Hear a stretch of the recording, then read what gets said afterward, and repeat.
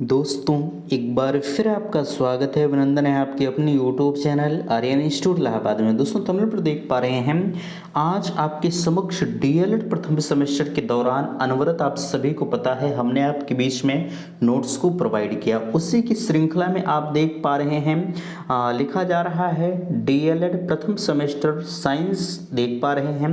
यानी कहा जाए हमने आपसे वादा किया था, उस वादे के मुताबिक अगर हम बात करें तो डीएलएड प्रथम सेमेस्टर साइंस की प्रक्रिया हमने कहा था भैया 10 प्रश्नों की श्रृंखला आपके बीच में हम प्रोवाइड करेंगे। तो आज से वह श्रृंखला आपके बीच में स्टार्ट की जा रही है आपके विगत परीक्षाओं को ध्यान में रखते हुए। देखिए लिखा जा रहा है, आप देख भी पा रहे हैं 10 प्रश्नों की श्रृंखला। ठीक है, यह जो प्रश्न आपके बीच में रखे जा रहे हैं वो परीक्षा की दृष्टि से 101% अपने आप में महत्वपूर्ण है। ठीक है, तो बिल्कुल मैं फाइनली आपसे कहना चाहूँगा, आप कम से कम अगर नोट्स को नहीं प्राप्त किए हैं तो आप इस श्रृंखला को मिस मत करिएगा। ठीक है, क्योंकि इस प्रश्नों में या कहा जाए इस श्रृंखला में ऐसे प्रश्नों को समाहित किया गया है जो आपके विगत परीक्षाओं में पूछे गए प्रश्न हैं। ठीक है, यह चीज आप विशेष तौर पर ध्यान रखिएगा। यहाँ देख भी पा रहे हैं परीक्षा की दृष्टि से महत्वपूर्ण। अच्छा, कुछ लोग इस बात को भी पूछ रहे थे कि भैया आखिरकार हमारी परीक्षाएं कब तक होंगी। तो देखिए, अगर परीक्षा पर हम आपसे चर्चा करें तो जो आपकी परीक्षाएं प्रस्तावित हैं, आपको पता है कि आज से आपका जो सेमेस्टर है वो खत्म हो चुका है। ठीक है, तो वैसे अगर देखा जाए परीक्षा का जहाँ तक सवाल है, हमने आपसे कहा है कि 15 मई के बाद ही आपकी परीक्षाएं प्रस्तावित हो पाएंगी। चूंकि आप देख पा रहे हैं आपके बीच में नगर निकाय चुनाव है। ऐसे में नगर निकाय चुनाव वैसे इससे कोई लेना देना तो है नहीं, लेकिन फिर भी एक चांसेस बताए जा रहे हैं कि 15 मई के बाद आपकी परीक्षाएं होंगी। आप 15 मई को ध्यान में रखकर अपनी तैयारी को आप करिएगा। ठीक है, हम 10 मई के आसपास में आपके जितने भी क्वेश्चंस बन रहे हैं, हर सब्जेक्ट के सभी क्वेश्चन को हम आपके बीच में प्रोवाइड कर देंगे। आप उसी को रिवीजन करके चले जाइएगा, परीक्षा में अपनी कॉपी को लेकर चले आइएगा। 100% कोई आपको गलत नहीं कर सकता। ठीक है, यहाँ देखिए बस इतना ही पढ़ना है, बस इतना ही पढ़ लो काम हो के। हमने आपसे कहा था कि हम वही प्रश्न आपके बीच में प्रोवाइड करेंगे जो आपकी परीक्षा के दृष्टि से महत्वपूर्ण होगा। तो सेम वही क्वेश्चंस आपके बीच में श्रृंखला स्टार्ट की जा रही है। मैं विनम्र निवेदन आप सभी से करना चाहूँगा, यहाँ नीचे देख भी पा रहे हैं आपके बीच में स्पष्ट तौर पर कहा जा रहा है डीएलएड प्रथम सेमेस्टर की हस्तलिखित नोट्स प्राप्त करें। वैसे अब हमें तो नहीं लगता किसी को नोट्स की जरूरत होगी, आप इसी श्रृंखला को प्राप्त कर लीजिए। जो आपके बीच में जितने भी नोट्स प्रोवाइड किए जा रहे हैं वर्तमान समय में सारे सब्जेक्ट के जो है कम से कम जो है 80 क्वेश्चन प्रोवाइड किए जाएंगे, यह ध्यान रखिएगा। ठीक है, उस 80 क्वेश्चन में 100% मैं दावा कर रहा हूँ कि जितने भी क्वेश्चन होंगे आपकी परीक्षा की दृष्टि से महत्वपूर्ण होंगे और वो पूछे जाएंगे। आप जब परीक्षा देकर आएंगे तो खुद ब खुद वो चीज़ें क्लियर हो जाएंगी।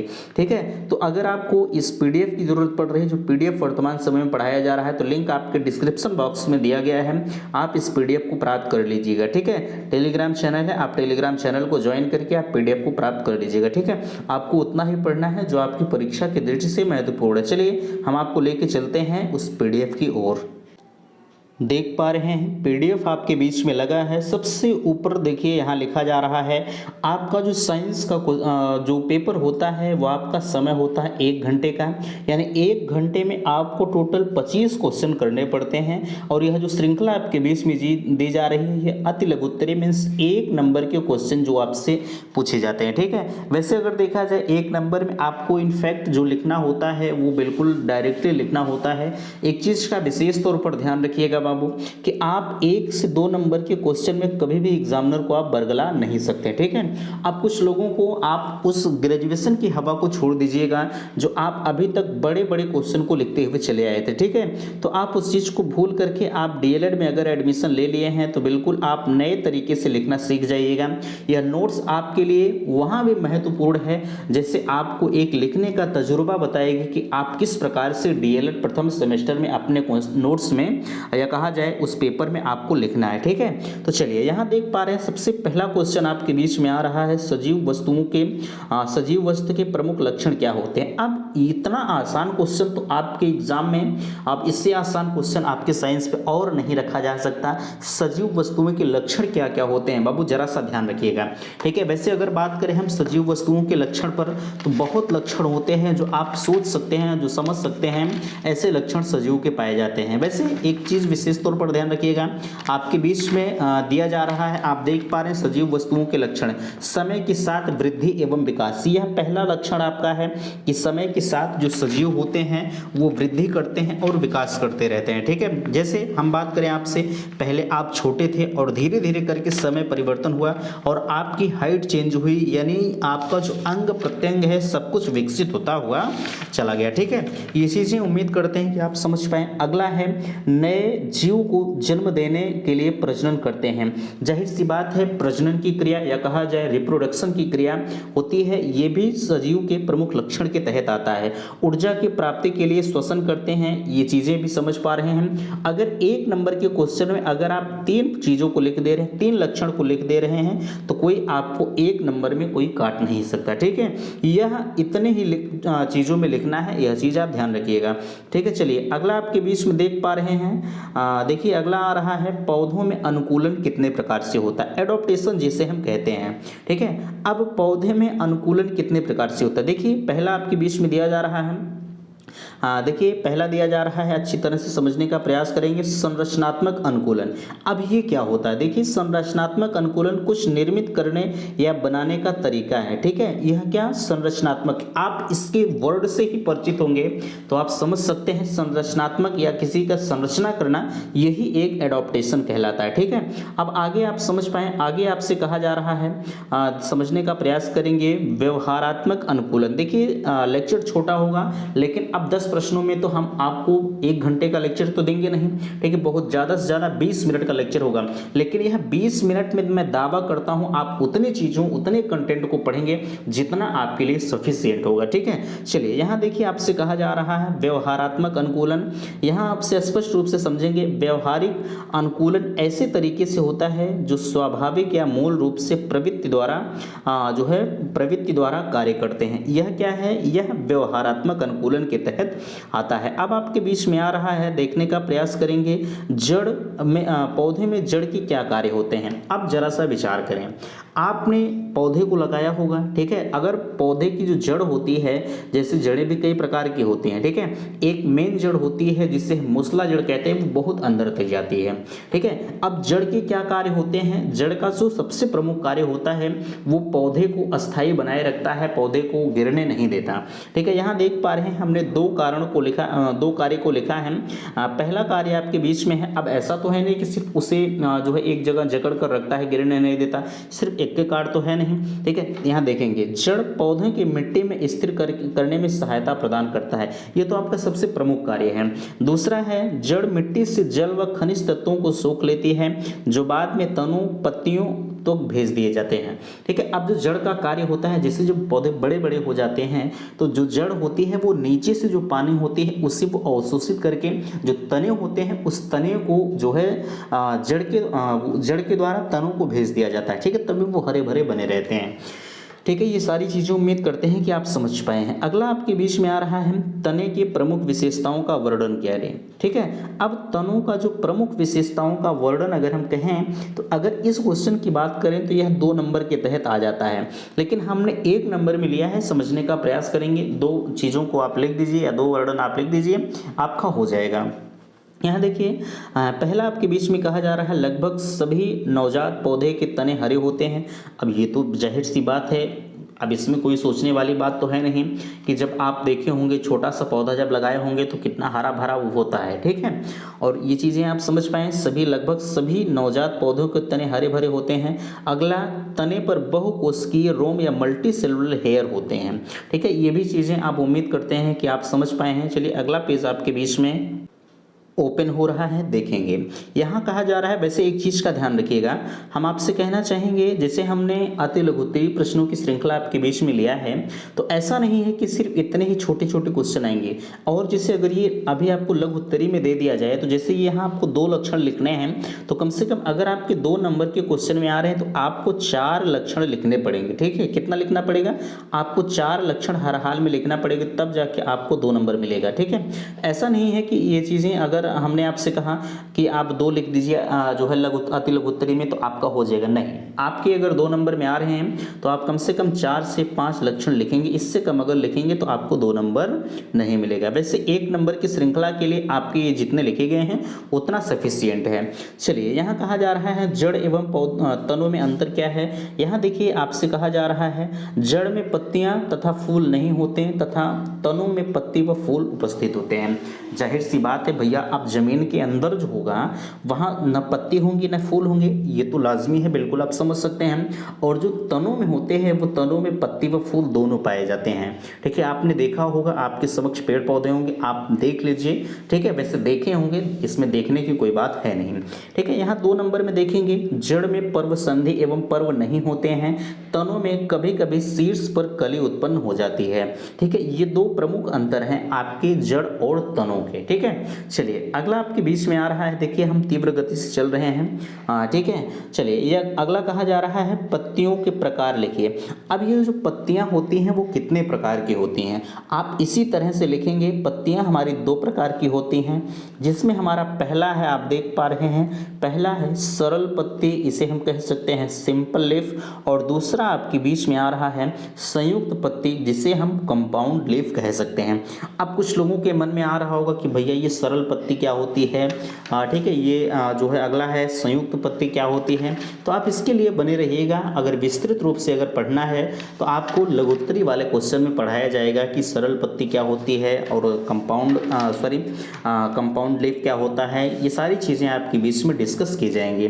ठीक है, चलिए इतना चीज़ें उम्मीद करते हैं कि आपको समझ में आया होगा। अच्छा, कुछ लोगों को अभी भी कुछ कन्फ्यूजन्स बरकरार हैं। सजीव और निर्जीव में हमने आपको बिल्कुल शार्ट चीज़ें दिखाई हैं जो पहले आपने देखा है। तो बहरहाल आगे हम चलते हैं। अगला आपके बीच में है पौधों की उपयोगिता पर प्रकाश डालिए। सॉरी, यहाँ थोड़ा सा गलत हुआ। ठीक है, यहाँ कहा जा रहा है पौधों की उपयोगिता पर प्रकाश डालिए। ये जो पौधे हैं, ठीक है, ये हमारे दैनिक जीवन में हमारे लिए किस प्रकार से उपयोगी हैं। ठीक है, आपने देखा होगा, पहला आपके बीच में कहा जा रहा है कि ये भोजन देते हैं। जाहिर सी बात है, जो पौधा होता है वो देख पा रहे हैं हमें भोजन प्रदान करता है। हमने डायरेक्टली लिखने का प्रयास किया है। यहाँ देखिए, हम पौधे को खाते हैं, जैसे पालक हो गया, आपने खाया है, मेथी को खाया है, मूली को खाया है, धनिया को खाया है। ठीक है, ये हमें भोजन प्रदान करते हैं। ठीक है, यहाँ देखिए दाल के जो होते हैं, चना की दाल खाया होगा, मटर की दाल हो गई, अरहर की दाल हो गई, पीला चना, उड़द, इन चीज़ों को आपने खाया है। ठीक है, ये पौधों की उपयोगिता है। औषधि के रूप में नीम को आपने देखा है, तुलसी को आपने देखा, अश्वगंधा, बेल, इन सभी को आपने देखा है। तो पौधे की उपयोगिता पर प्रकाश हमने डाला। आप इसी तरह से लिख सकते हैं कि पौधे हमारे दैनिक जीवन में विभिन्न प्रकार से उपयोगी हैं। जैसे भोजन के रूप में हम किस पौधे को लेते हैं, पालक, मेथी, मूली को लेते हैं। दाल के रूप में हम किस पौधे को लेते हैं, तो आप कहेंगे चना हो गया, मटर हो गया, अरहर हो गया, उड़द हो गया, इनको हम लेते हैं। औषधि के रूप में किस पौधे को हम लेते हैं, तो आप कहेंगे नीम, तुलसी, इन सभी को हम जो है पौधे की उपयोगिता में रूप में लेते हैं। अब नीचे आपके बीच में आ रहा है पत्तियों के कार्य का वर्णन करें। ठीक है, अब ये जो पत्तियां होती हैं वो किस प्रकार से अपना कार्य करती हैं। ठीक है, प्रत्येक अभ्यर्थी के मन में ये उठ रहा होगा। तो चलिए, यहाँ पहला आपके बीच में, अब ये देखिए, यह 2 नंबर का क्वेश्चन आपका बन रहा है। ठीक है, यह 2 नंबर में आप समझने का प्रयास करेंगे। हमने कोशिश किया है कि इसे 2 नंबर में, ठीक है, बट अगर लघु उत्तरी लिखा है तो ऐसा नहीं है कि सिर्फ ये लघु उत्तरी में काम करेगा, नहीं, आपके 2 नंबर में भी आ सकता है, समझ जाइएगा। ठीक है, पहला आपके बीच में है पत्तियां प्रकाश संश्लेषण के द्वारा पौधों के लिए भोजन बनाती हैं। फोटोसिंथेसिस जिसे हम कहते हैं, क्रिया करके पत्तियां जो है वो भोजन बनाती हैं। ठीक है, पौधों के लिए भोजन बनाती हैं कौन, पत्तियां। अगला आपके बीच में है पत्तियों द्वारा पौधों में श्वसन क्रिया होती है, जिसे हम वृषपरेषण कहते हैं। ठीक है, तो किसके द्वारा होती है, ये पत्तियों के द्वारा होती है। अगला है पौधों में से पानी पत्तियों द्वारा वाष्पित होकर बाहर निकल जाता है। ठीक है, ये चीज़ें आपको पता है। अगला कहा जा रहा है पत्तियों द्वारा तैयार भोजन को जड़ों तक फ्लोएम के माध्यम से पहुंचाया जाता है, पूछा जा सकता है। यहाँ देखिए, अगर देखिए थोड़ा सा आप समझने वाले हैं तो प्रत्येक लाइन पर क्वेश्चन बनता है। यहाँ देखिए आपसे कहा गया कि पत्तियों द्वारा तैयार, ठीक है, भोजन को जड़ों तक फ्लोएम के माध्यम से पहुंचाया जाता है। पूछा जा सकता है कि पत्तियों द्वारा तैयार भोजन को जड़ों तक किसके माध्यम से पहुंचाया जाता है, ठीक है। तो यह 1 नंबर में बन सकता है, आप समझ जाइएगा, फ्लोएम के माध्यम से पहुंचाया जाता है। किसके माध्यम से? फ्लोएम के माध्यम से। चलिए, उम्मीद करते हैं कि इतनी चीज़ें आपको समझ में आई है। अगर इस पीडीएफ की ज़रूरत आपको पड़ रही है तो लिंक आपके डिस्क्रिप्शन बॉक्स में दिया गया है।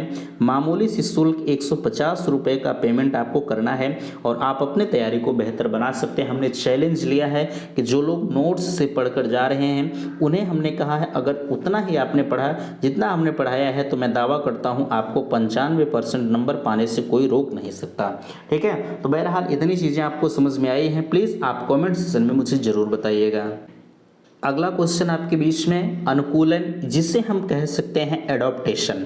जैसा आपने पहले भी देखा, अनुकूलन क्या है, एडॉप्टेशन, या अनुकूलन को हम हिंदी इंग्लिश में एडॉप्टेशन कहते हैं। देखिए, कहा जा रहा है अनुकूलन लैटिन शब्द के एडॉप्टेयर या एडॉप्टेड से लिया गया है, जिसका अर्थ है योग्य बनाना, ठीक है। अनुकूलन, जैसे आपने देखा होगा, जैसे आप उत्तर प्रदेश में रह रहे हैं, ठीक है, अगर हम मान लें आप जो है किसी प्रयागराज जिले में रह रहे, यहाँ ठंडी पड़ रही, आप चले जाइए उत्तराखंड में, ठीक है। तो जैसे आप जहाँ जाइए, है ना, जहाँ जाइए आप उस इन्वायरमेंट के अनुसार अगर अपने आप को ढाल ले जा रहे हैं तो वही आपका अनुकूलन हो गया, ठीक है। यहाँ कहा जाए अनुकूलन वह विशिष्ट गुण होता है जो किसी पौधे या जंतु को किसी विशेष जगह पर निवास में रहने की योग्य बनाता है। हमने आपसे कहा, पता लगा आप चले जाइए बर्फ, जहाँ बर्फ पड़ती रहे, जैसे जम्मू कश्मीर में आप चले जाइए, वहाँ आपको कुछ दिन के लिए संघर्ष करना पड़ेगा क्योंकि वहाँ का इन्वायरमेंट जो है वो ठंडा है, ठीक है। आप गर्म इन्वायरमेंट से गए हैं, ठीक है, यहाँ ठंडा और गर्म दोनों है। अभी आप देख रहे हैं कि रात में ठंडा हो जाता है, दिन में पूरी गर्मी है इस समय,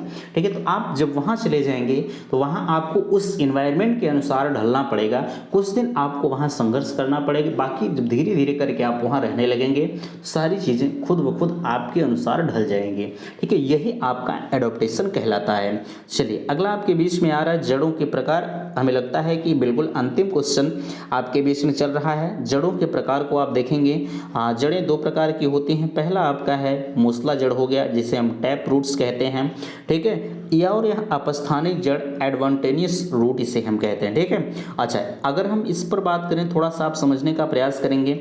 अगर हम मूसला जड़ की बात करें और जो है इसे हम झकड़ा जड़ भी कह सकते हैं, ठीक है। कभी कभी एग्जाम में आ जाता है कि झकड़ा जड़ किसे कहते हैं।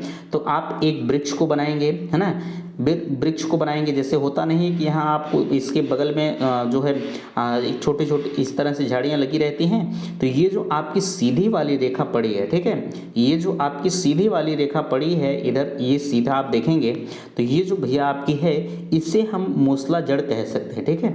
इसे हम क्या कहेंगे, इसे हम मूसला जड़ कह सकते हैं, ठीक है, इसे हम मूसला जड़ कह सकते हैं। और इधर जो ये जो रूट बनी है आपकी किनारे किनारे, इसे हम अपस्थानिक या इसी को हम झकड़ा जड़ कह सकते हैं। यही चीज मिट्टी को पकड़कर आपस में बनाए रखती है, पेड़ इधर उधर हिलने नहीं पाता है, ठीक है। तो आशा करते हैं आज की वीडियो से आप संतुष्ट हैं। प्लीज अगर इसी तरह से आप वीडियो चाहते हैं तो आप मुझे कमेंट सेक्शन में अवश्य बताइएगा कि वीडियो आपका पसंद आया है, ठीक है। तो इस वीडियो में यहीं तक, मिलते हैं नेक्स्ट अगले लेक्चर में, तब तक के लिए थैंक्स, धन्यवाद।